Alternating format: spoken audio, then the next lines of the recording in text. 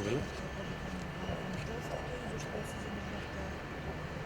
Значи, по повод кривичните пријави кои што се поднесени од моја страна до Основното јавно обвинителство во врска со незаконитиот претрес од страна на Катица Јанева и специјалното обвинителство, бев повикан денес во предистражната постапка која ја води ова обвинителство против истите. Се работи за тешки злоупотреби од страна на обвинетата Катица Јанева, Ленче Ристовска,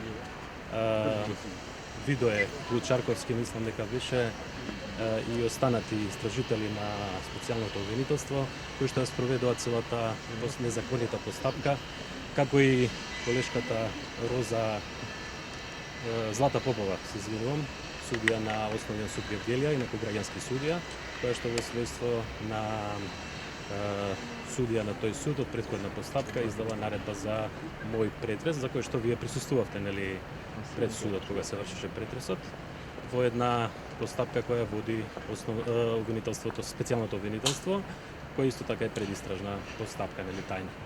Така да тоа беше тоа. Ова е голем предизвик за Основното јавно обвинителство, за да се спроведе конечно законот во Република Македонија, конечно специјалното обвинителство со своето незаконито работење да излезе пред лицето на правдата и на некаков начин да се утврдат сите тие незаконитости во некоја судска постапка.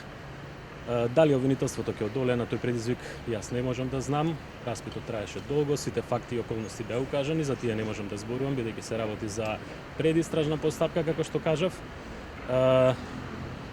Ви благодарам што сте присутни овде, благодарам што ви има во волкав број, како што беше тоа, нели, застапено од страна на медиумите и за време на мојот претрес. Толку би имал да кажам, ако има нешто може да ги прашате адвокатите. Малце во делот на предистаната, во тоа фаза малце, предпоставам има некој детал кој можете да не кажете, да не се наруши предист.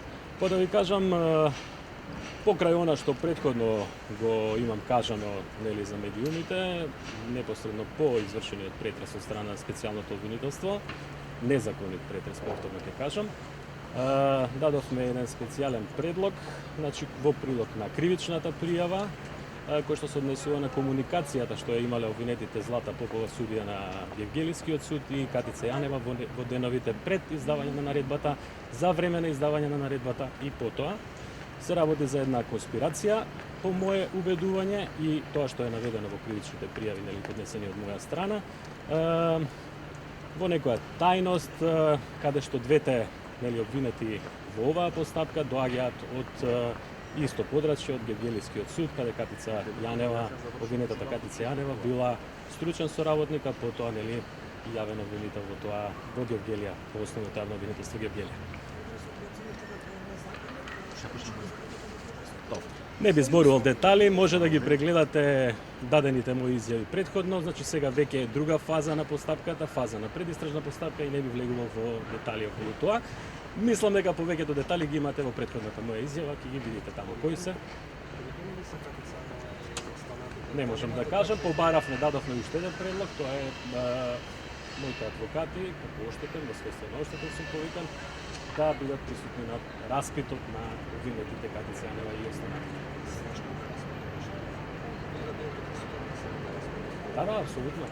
Оштетениот има право да предлага докази, да укажува на факти, да биде присутен, да дава предлози до јавниот обвинител, да се изведе цело време на правната постапка.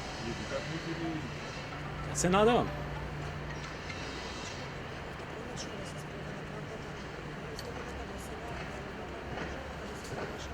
Останува пред тој предизвик да остане исправено Основното јавно обвинителство Скопје.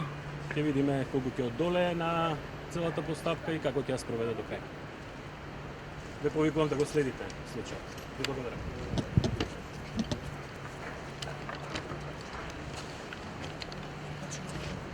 Сниме го натаму.